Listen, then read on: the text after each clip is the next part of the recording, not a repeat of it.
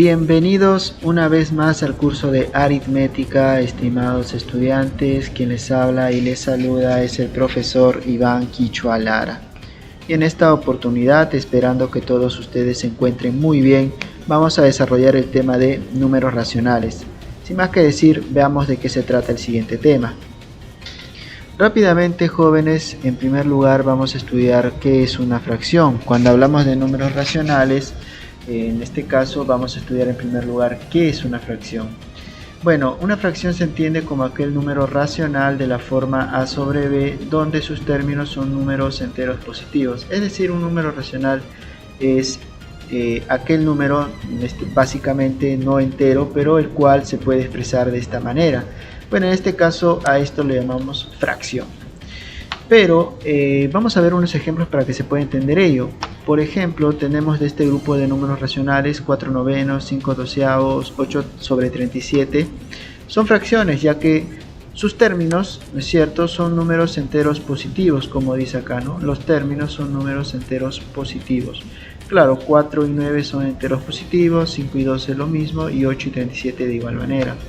Pero este grupo de números racionales son no fracciones, no son fracciones, ya que puedes notar pues que acá estos números racionales observas pues de que hay una cantidad pues negativa, menos 2, menos 4, menos 9, entonces a esto de aquí se le denomina como no fracciones. 24 entre 6, si bien es cierto, sí son cantidades positivas, pero 24 entre 6 en este caso tiene como resultado 4, ¿no? Y acá es a donde yo quiero llegar, ¿no?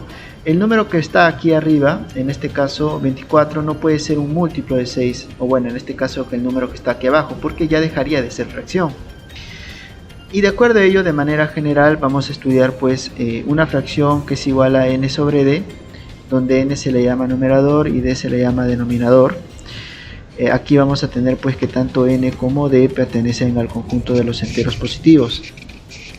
Y no solo ello, en este caso n es diferente, en este caso al múltiplo de d, o sea, en pocas palabras, n no puede ser un múltiplo de d, el numerador no puede ser un múltiplo del denominador, ya que ocurriría o pasaría lo que acabamos de mencionar, ¿de acuerdo?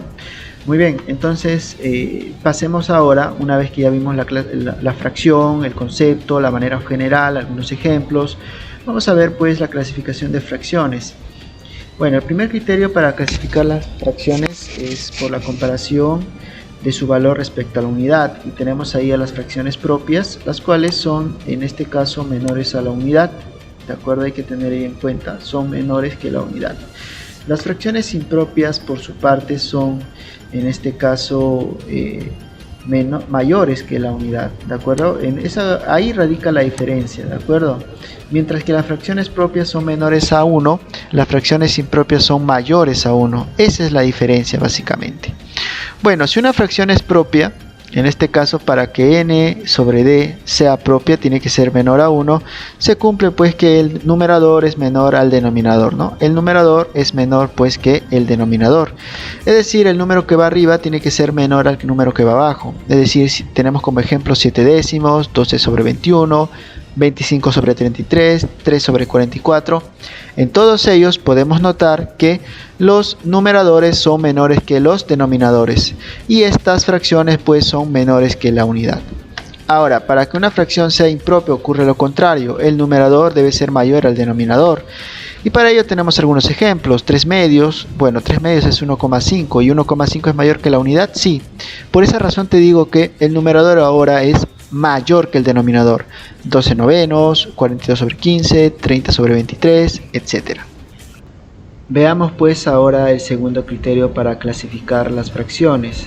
Tenemos por el valor de su denominador. En este caso tenemos fracciones ordinarias y otras denominadas decimales. Las fracciones ordinarias son aquellas donde el denominador es diferente a una potencia de 10. Además, el denominador tiene que ser pues un número entero positivo. Bueno, Tenemos aquí en este grupo de fracciones 3 quintos, 21 octavos, 15 sobre 33, 18 sobre 11. Todas estas fracciones tienen como denominador un número pues que es diferente a una potencia de 10, no son potencias de 10. Pero las fracciones decimales, por el contrario, sí, los denominadores tienen que ser pues potencias de 10.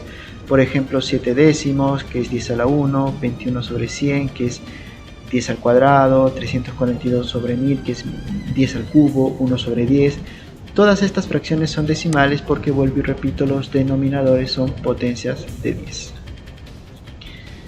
Muy bien, pasemos ahora al siguiente criterio, el cual es por la cantidad de divisores comunes de sus términos. Tenemos dos tipos de fracciones muy importantes, las reductibles y las irreductibles.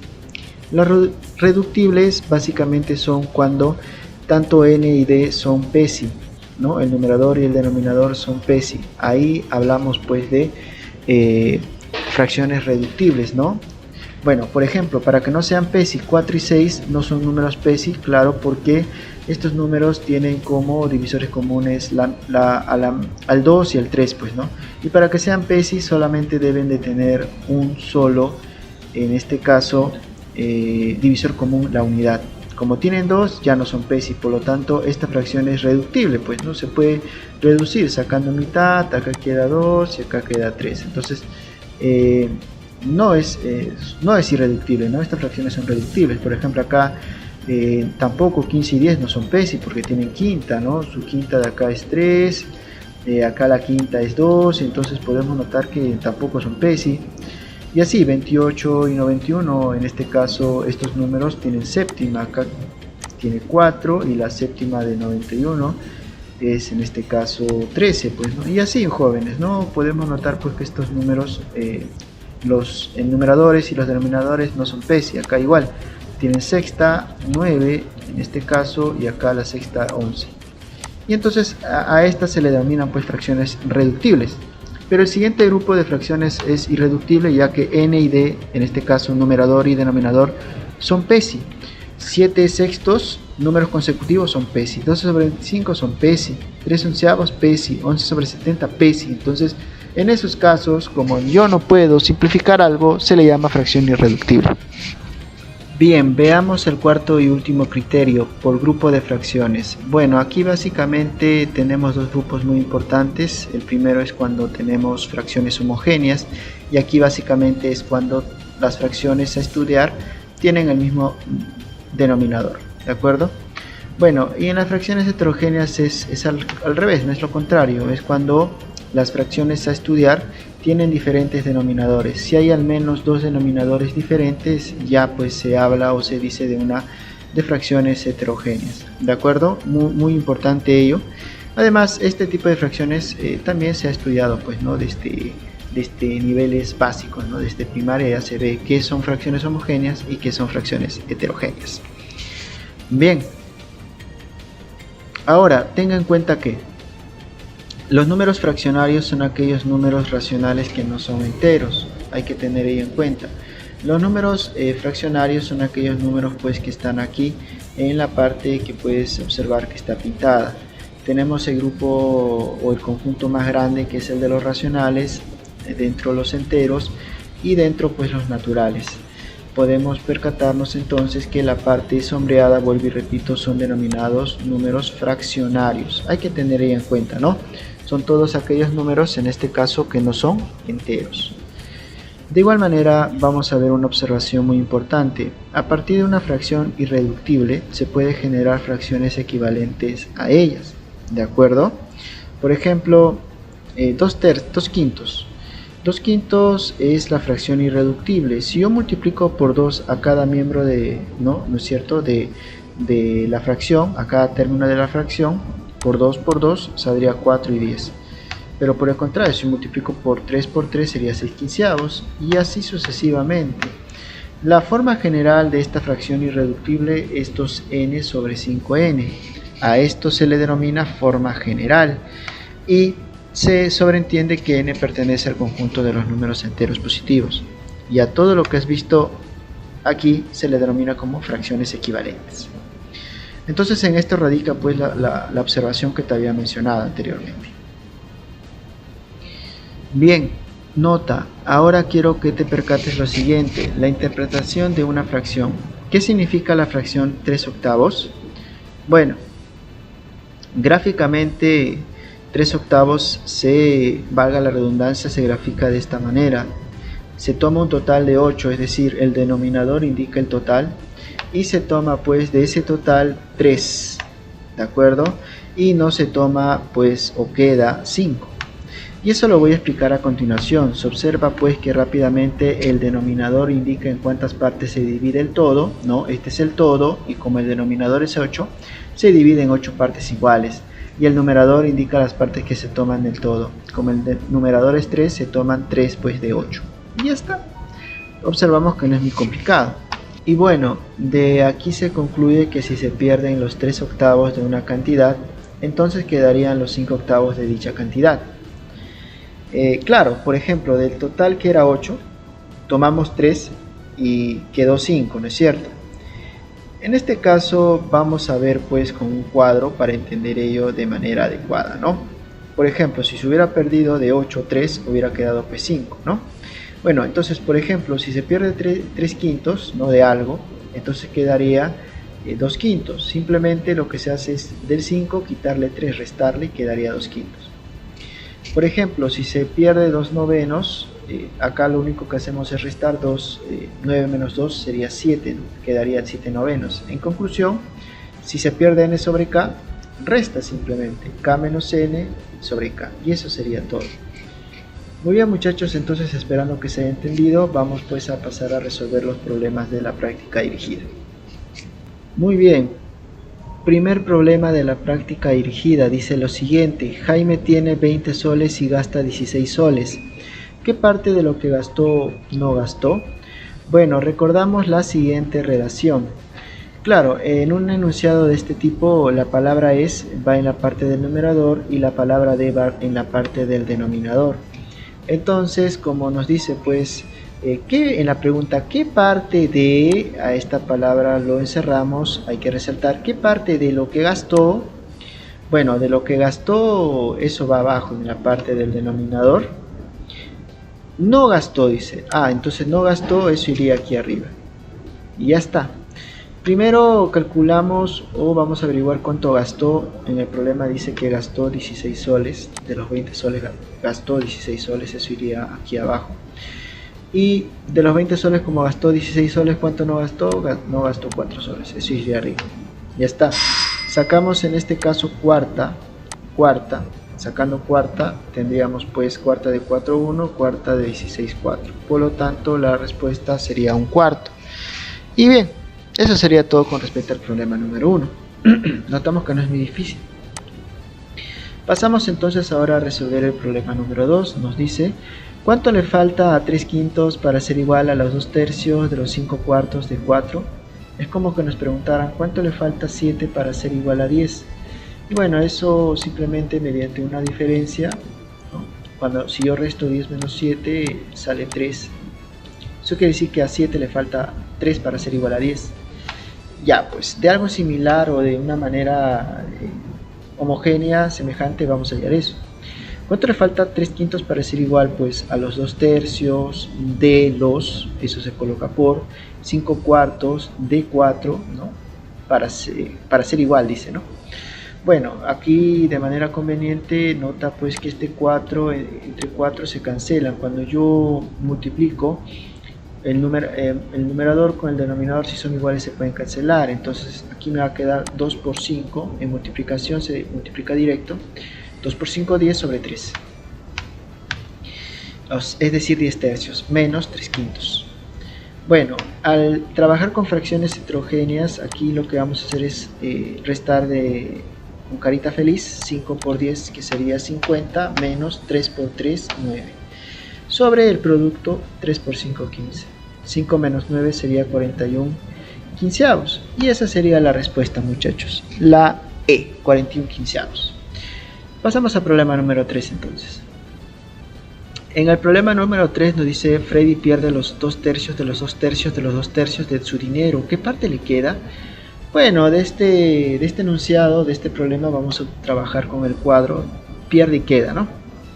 Dice que Freddy pierde los 2/3 de los 2/3 de los 2/3. Eso, cuando es una multiplicación, te dije que se multiplica directo. 2 por 2 por 2, 8. 3 por 3 por 3, 27. Si pierdo 8 27avos, para saber cuánto queda hay que restar 27 menos 8, que sería 19 27avos. Por lo tanto, la respuesta sería la C de casita. Muy bien, pasamos al problema número 4. Entonces, jóvenes, notamos que no están muy complicados los problemas.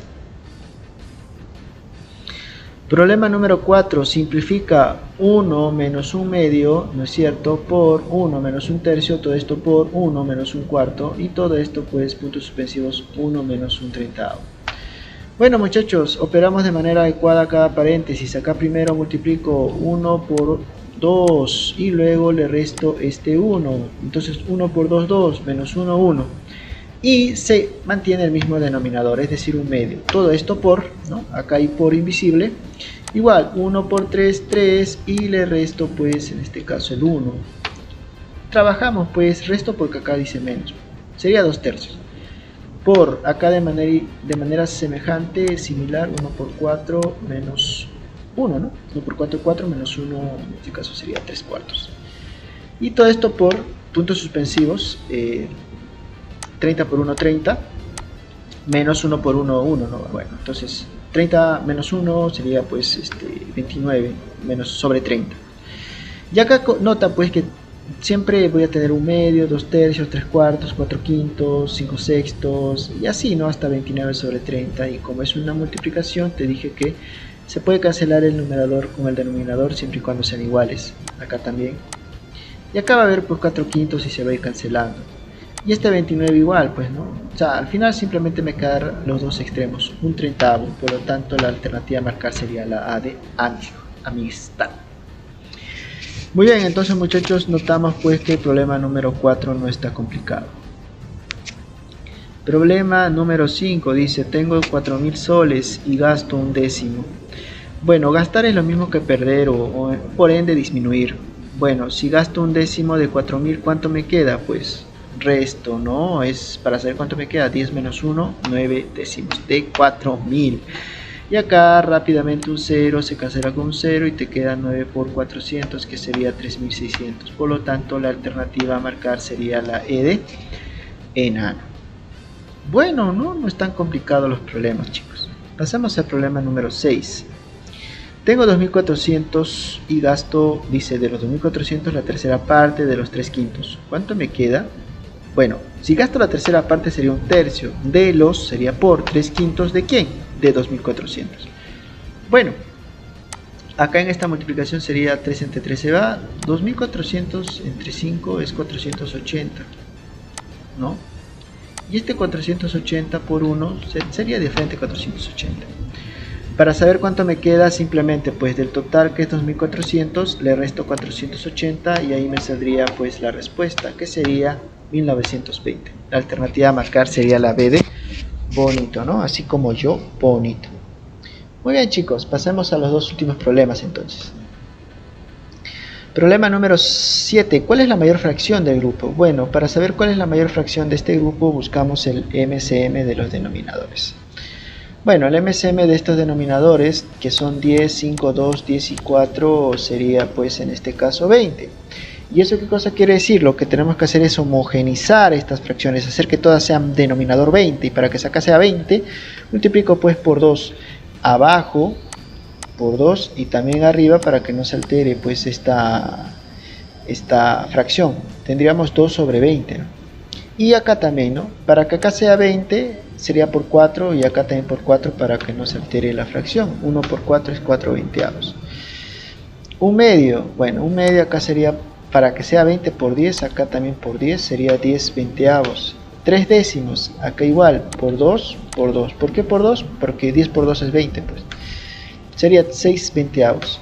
Y en el último caso, que es un cuarto, acá pues por 5. Y para que no se altere pues esta fracción también por 5. Sería 5 sobre 20. Bueno, ¿qué he logrado? Cuando las fracciones son homogéneas, he logrado homogeneizar.